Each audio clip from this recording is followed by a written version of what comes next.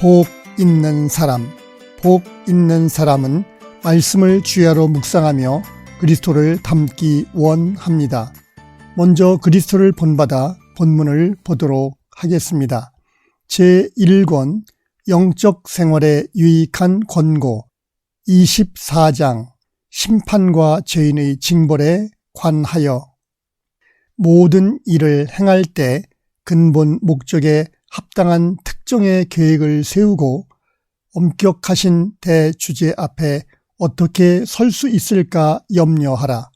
대주제 하나님께는 어느 것도 숨길 수 없으며 뇌물로 그를 누그러뜨릴 수 없고 어떤 핑계도 통하지 않으니 그는 오직 공평과 정의로 심판하실 것이다. 아, 악하고 어리석은 죄인이여, 환한 인간의 안색을 때때로 두려워하는 그대가 그대의 모든 악함을 아시는 하나님께 무슨 대답을 하겠는가? 왜 그대는 대심판의 날을 맞기 위해 스스로 준비하지 않는가? 그 날에는 어느 누구도 다른 사람을 위해 대답하거나 변명할 수 없고 오직 자신만을 위해 할 것이다. 지금은 아직 그대의 고난이 유익을 줄 수 있으며 그대의 눈물이 연락될 수 있고 핍박당하는 소리가 상달되며 애통해 함으로써 하나님의 분노를 줄이고 그대의 영혼을 정결케 할 수 있다. 인내하는 자는 크고 온전한 영혼의 순결함을 얻게 된다.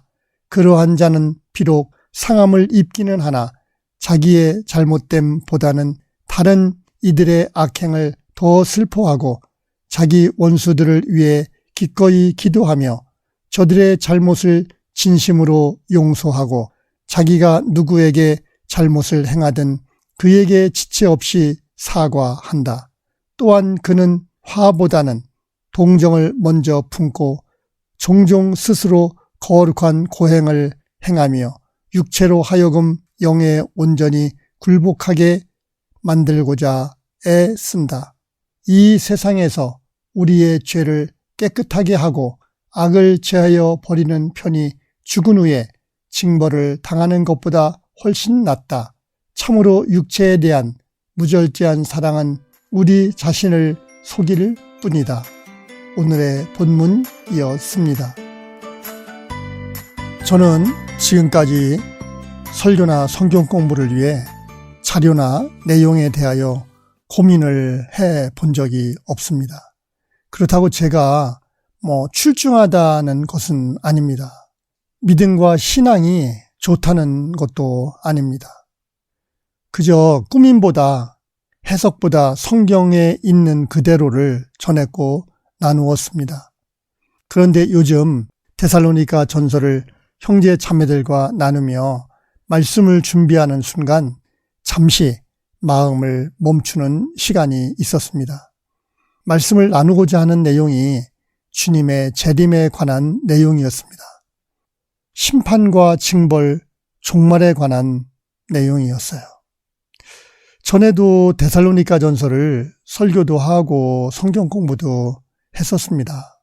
그때는 대상이 성경을 잘 알고 믿고 있는 성도들이라는 전제로 하였던 것 같습니다. 그래서 성경을 잘 아는 자들이니 그저 깨우쳐주는 메시지 선포에 부담이 없었던 것 같습니다. 그저 성경에 있는 대로 나누었습니다. 그런데 이번에는 좀 달랐습니다. 대상이 저와 언어가 다른 외국인들이었습니다. 성경을 그렇게 확실하게 받아들였는지 검증이 안 된 상태에서 성경 공부를 순서에 따라서 나가려 하니 다른 내용으로 바꿀 수도 없었습니다.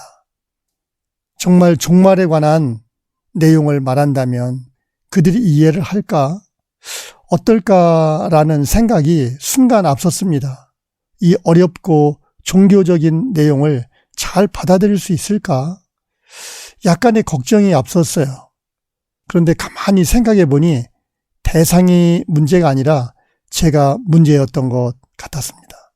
제가 믿음이 부족함을 바로 알게 되었어요. 제가 종말의 신앙이 부족함을 알게 되었습니다. 도덕적인 말씀, 하나님의 명령과 일반적인 구원을 말하는 전도의 말씀, 예수 그리스도가 십자가에서 우리의 죄를 위하여 죽으셨다는 내용도 어려운 내용으로 생각하지 않았습니다. 예수님이 우리를 위해 죽으셨으니까요. 천지창조도, 예수님의 동정녀 탄생도, 죽음도 부활도 성경의 내용이고 하나님의 말씀이었으니까요. 하나님이 하신, 예수님이 성령님이 하신 모든 일들이 저희를 위해 하신 일이었습니다. 그래서 예수님을 믿으라고, 그래야 구원을 받는다고 전했습니다. 부담도 없었습니다. 복음이었으니까요. 사실로 제가 받아들였으니까요. 저의 믿음이었으니까요. 그런데 잠시 멈춤이 있었습니다. 그 멈춤 가운데 심판과 징벌, 종말에 관한 말씀을 생각했습니다. 잠시였지만 무척이나 많은 생각을 하게 했습니다. 주님 앞에 선다는 것은 나의 행한 행위가 드러나는 날인 것입니다. 주님 앞에 어느 것도 숨길 수 없는 날이었습니다. 핑계도 소용도 없는 주님 앞입니다. 성경을 나누는 것은 할 수 있는데 저는 자신을 생각해 보니 저의 부족한 것이 너무나도 많았습니다. 하나님 앞에 하나님의 일을 한 것도 별로 없는 것 같았습니다. 갑자기 가슴이 무너지고 눈물이 핑 돌았습니다. 남들에게는 종말을 준비하라고 하면서 내 자신이 얼마나 종말을 준비하며 살아왔는지 순간 멈출 수밖에 없었습니다. 잠시였지만 긴 터널을 지나는 것 같았습니다. 하나님은 말씀하셨습니다. 주님 앞에 섬이 우리의 행위를 드러나게 하려 함이 아니라 하나님의 은혜를 드러내며 감사하는 자리인 것을 알려주셨습니다. 감사했습니다. 이번에는 걱정의 눈물이 아니라 감사의 눈물이 흘렸습니다. 그리스도의 죽음의 대가로 천국에 들어갈 수 있다는 것이 얼마나 감사한지 다시 한번 멈추어 생각하는 시간이었습니다. 여러분은 종말을 얼마나 자주 생각하는지요? 주님을 다시 만나는 날을 생각하며 살기를 원합니다. 비록 세상에서는 인정받지 못하고 부족한 것 같아도 주님을 만나는 날 내가 무슨 일을 했다고 이야기하기보다 주님이 저의 눈물을 닦아주시면 그것으로 만족합니다. 명예와 풍요만을 바라고 살기보다는 사랑을 가지고 남을 섬기며 살아가는 길이 하나님이 기뻐하는 길이라고 말합니다. 잠시 멈춤은 있었지만 데살로니가 전서를 나누면서 감사했습니다. 저 자신을 돌아볼 수 있는 좋은 시간이었습니다. 토마스는 말합니다. 전심으로 하나님을 사랑하는 자는 죽음이나 징벌이나 심판이나 지옥을 결코 두려워하지 않는다. 왜냐하면 온전한 사랑은 하나님께 나아갈 때 담대함을 주기 때문이다. 로마서 8장 33절에서 34절 성경은 말씀하십니다. 누가 능히 하나님께서 택하신 자들을 고발하리요. 의롭다 하신 이는 하나님이시니 누가 정죄하리요.